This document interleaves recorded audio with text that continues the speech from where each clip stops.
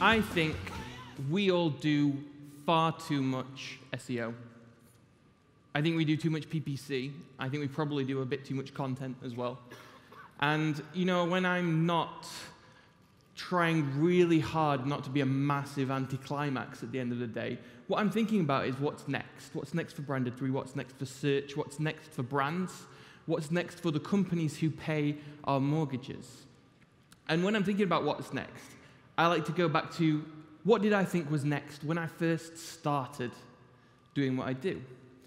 So I'm going to bring you back to a very old, by digital standards, piece of research, which is this from 2011. It was called Winning the Zero Moment of Truth. So that's 7 years ago. This is pre-Penguin, pre-Panda. This is old school Google from a lot of points of view.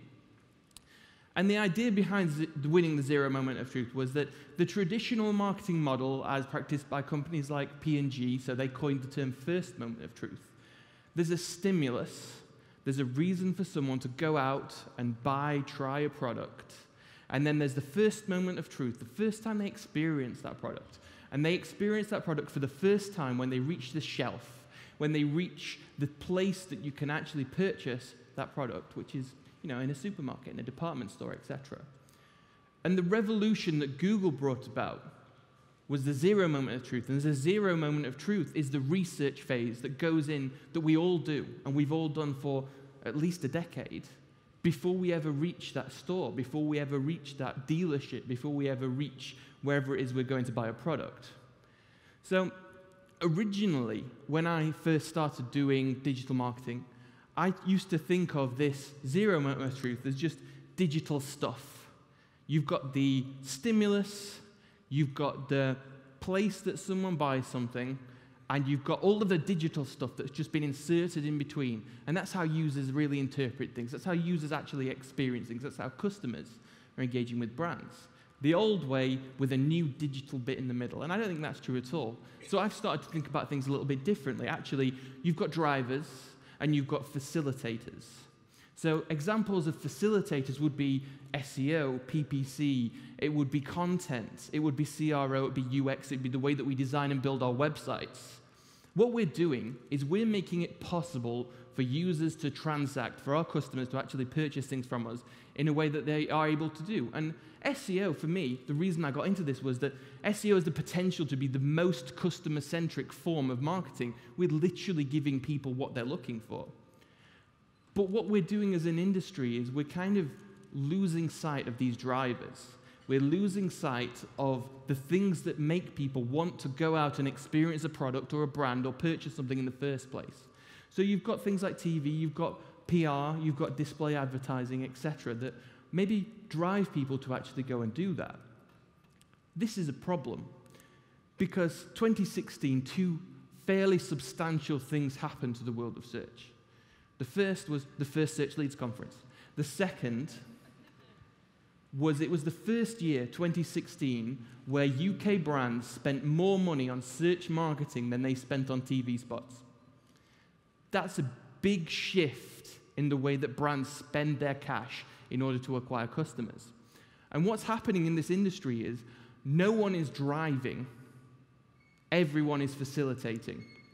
TV spots drive rankings. Here's an example of a client of ours who put TV advertising around a particular product, and this is just the folder for that product on Search Metrics during the time that those TV spots were live. While people are searching for brand plus keyword rankings go up massively. TV is a huge driver for search, and this is a contributor to what we kind of think of as Google's preference for brands. They're not preferable brands. It's literally a case of that they're doing something to drive people through Google to their own websites. You've probably heard of this brand. It's a bank, you know. You've seen them around somewhere. Anyway, I tend to think of what we should be doing from an SEO point of view in this diagram. And I want to do things only that fall into that sweet spot at the middle of the diagram. We're really tempted to read the publications in search and say, well, Google wants this now. Google's interested in this. It matters today, actually, what order you put your URLs in your sitemap, apparently. And so we might go back to the office, we might log into our CMS. We might talk to our development team and start reordering the URLs in our CMS because Google likes that. But if we do that and it won't make the business any money, that doesn't benefit us. If it doesn't benefit customers, it doesn't benefit us. So I'm going to recap the whole day's talks, or at least I'm going to try to, and fit some of the themes that we've been talking about into this diagram.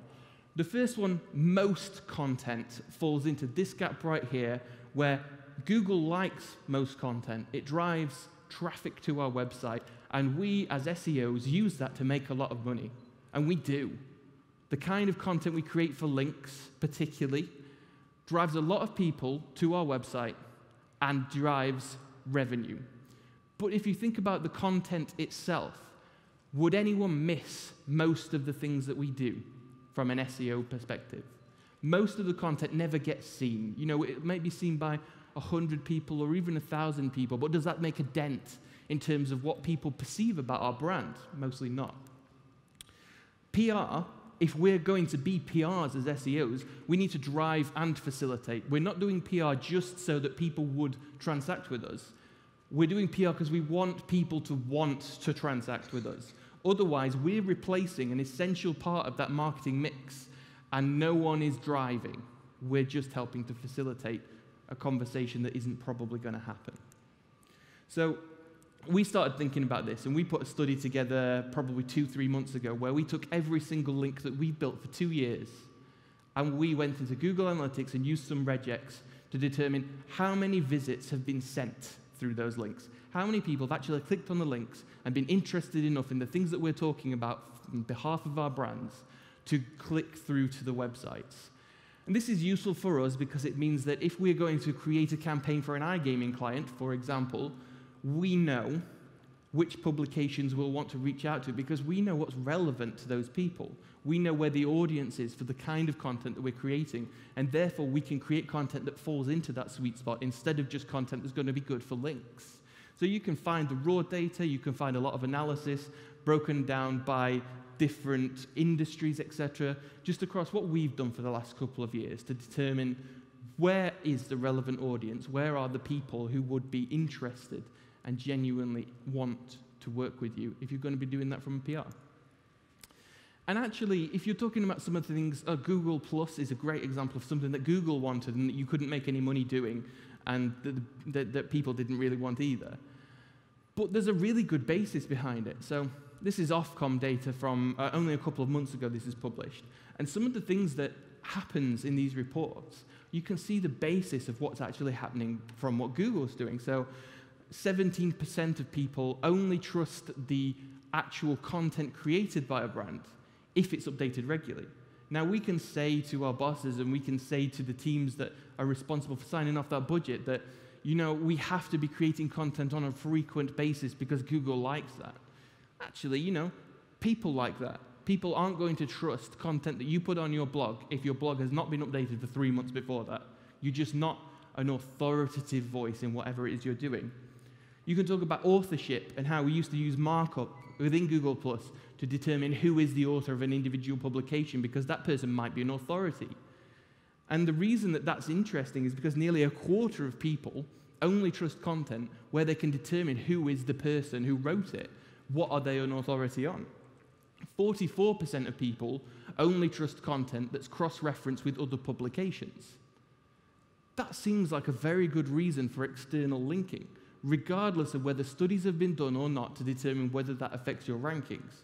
If that affects whether people trust the thing that you've spent a lot of time and money putting out, that's a good reason to link externally. No, follow the links if you're worried, but absolutely do it. Video content is something that everyone seems to be interested in right now, and that does seem to fall into that sweet spot as well. In fact, the way that people discover information over the last year, every single source of information has declined in usage in the UK, with one exception, and that's YouTube. More and more people are moving from the BBC's homepage, once considered the most authoritative, trustworthy source of information on the web, going straight to YouTube. That's where a lot of searches begin. So that old stat that's been going around for probably 8 or 9 years since I've been doing SEO, where YouTube is the second biggest search engine in the world, that might not be enough, but the fact that people are definitely using that to find the information they're looking for should be. And you can easily say that actually people only use YouTube for looking at cat videos. And it's true, 60% of people use YouTube every month to watch videos of cats and stuff like that. But 40% of people, 2/3 of the number, use it to find reviews of products they may be interested in purchasing. So that seems like something that's pretty sensible to invest in. Less than 10% of people use YouTube to watch vloggers, and yet we're spending an awful lot of money on influencer marketing. That doesn't seem to me to be customer-driven. Reviews, however, generally definitely fall into this sweet spot. People want to be able to read about whether they will experience a product in the way they want to experience it, whether they should trust the brand that they might be trusting from other people and not from the brands themselves. And we're already getting this in local packs. We're already getting this in Google Maps, where you can filter out reviews that don't meet a certain threshold that you're interested in. So you can do this manually right now. You can start to do this. It's using some voice technologies as well. So you can say, OK, Google, show me pizza restaurants with at least 4 stars. And if you don't have that customer experience nailed, you're soon going to be easily filterable. However, that's manually, and that's right now. I can see in less than a year, we get this in search results, in the organic results too. I can see in less than a year, this will be done by default. Google personalizes results all the time. And if you spend your time, if you waste clicks, continually filtering results straight away because you're only interested in 4-star hotels or above, how much longer does Google show you 3-star hotels? Probably not much longer. The challenge, of course, is actually getting reviews. It's easier said than done, and nearly half of all people aren't really interested in ever leaving reviews. Almost half are interested in leaving reviews only if they get a really good experience or a really bad experience. So depending on what your demographic is, depending on who your audience is, it might be easier to get reviews, it might not. So you've got to take every single opportunity you get. One of my favorite tools for this is Yext. Yext is a platform, cloud-based, where you can manage reviews across every single platform. So you can get your reviews from Facebook and answer them within the cloud itself. You can get your reviews from Foursquare. You can see your reviews from every single Google My Business listing. You can make sure that your customer service is actually dealing with the problems to begin with, that in the long term will mean you're getting better reviews, as well as being able to push notifications and so on to actually get those reviews in. Voice search, plenty of people have said this exact thing on this exact stage earlier today. People quite like voice search. You've got a lot of stats about how much voice search is used. You've got a lot of stats about how many devices are being bought, etc. But actually, Perna had a really good point about what people actually use it for. Really quick information that's not necessarily monetizable. Not necessarily something that you should be thinking, what is our voice search strategy? We should probably be thinking about what's powering voice search right now, and that's structured data. How can we mark up the information that we've got on our website? How can we mark up every bit of information that exists about our brand so that it appears in voice results? I'm not going to talk in any detail about this because we had an entire track earlier on, 3 consecutive talks about how to use structured data better. And of course, we'll be sharing those, as many of those slides as possible later on. Metadata, right? So we're at a search conference, and as soon as you mention metadata, everyone goes, whoa, this is 2018. You should be talking about JavaScript. You can't talk about metadata on stage. This blew my mind when the amount of controversy that hit Twitter about Google's changed how long meta description should be again. Everyone's just written their meta descriptions so they should be a little bit longer, and now they should be shorter again. What's Google doing? The answer to how long should a meta description be is exactly as long as it takes for a user to actually want to click through. That's the only purpose of a meta description. And you only need to look to some of your colleagues and ask the PPC department, hey, we have to rewrite our meta descriptions again. And they go, we rewrite our ad copy daily to try and work out what people are actually interested in clicking on. Don't worry about this. Worry about what are people interested in clicking on. In fact, if your PPC department are rewriting ad copy daily, maybe talk to those and use their ad copy instead of writing your own metadata if it's such a problem to do that. HTTPS is an obvious one. People like secure websites. Google likes secure websites. People convert better on secure websites. In only a month's time, we will see this in Chrome, where you're labeled as not secure if you're not HTTPS. You're starting to get big pop-ups that say, this site's not secure. I won't give them your details. Ofcom data again, nearly 2/3 of people won't give any information whatsoever to a website that they can't identify as secure. And the way that a lot of people identify whether a website is secure or not is whether it's got that padlock. As an absolute starting point, if you're not HTTPS already, you've written off 2/3 of your conversion rate straight away. One of the interesting ones in this as well, I think, is PayPal or SagePay. If you're an e-commerce website and you're not accepting PayPal and making it really obvious that you do, that can help you to convert because people trust that PayPal it's got their back, effectively. You know, if you have a problem with the product, if you can't send it back, if you can't get a refund, everyone knows PayPal will sort them out. So just accepting PayPal tends to get you a better conversion rate. AMP is this year's Google+. It's the thing that Google wants, it's the thing that nobody else wants, and it's the thing you can't make any money doing. So let's not talk about that.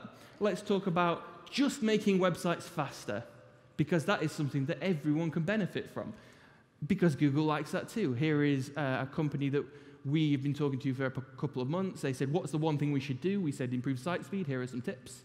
They did that 6 seconds faster, and this is what the result looks like in search metrics. That's clearly more traffic. That's definitely more conversions. This is something that's absolutely applicable right now. Google Images is a really interesting one because very recently, maybe 2 months ago, Google did a deal with Getty. And what that meant was that Google was no longer able to hot link images. So if you search Google Images, you've probably noticed this already, you can't just click View Image and see the thing in a really nice, user-friendly way that you're used to. What you have to do is you have to go straight to the website and try and find it somewhere on the page. Really annoying.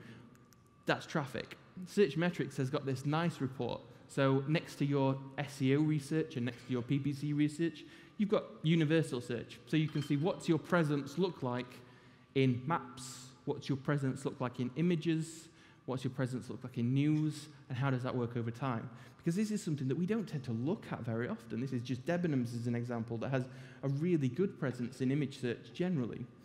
And this is traffic. People are clicking on these images. Whether they are interested in buying a product or not, I don't know. It's not a great user experience. I've started using Bing to find images because it's just easier for me, but that doesn't mean that you haven't seen a great big influx of traffic to a lot of your pages that have got images on that are ranking quite well. So Search Metrics just tells you this stuff, and that's a nice quick win that you may be able to optimize them a little bit better. I'm not going to alt tags, right? So alt tags, 2018, do them. It's pretty obvious. Visual search actually is probably more near-term than voice search.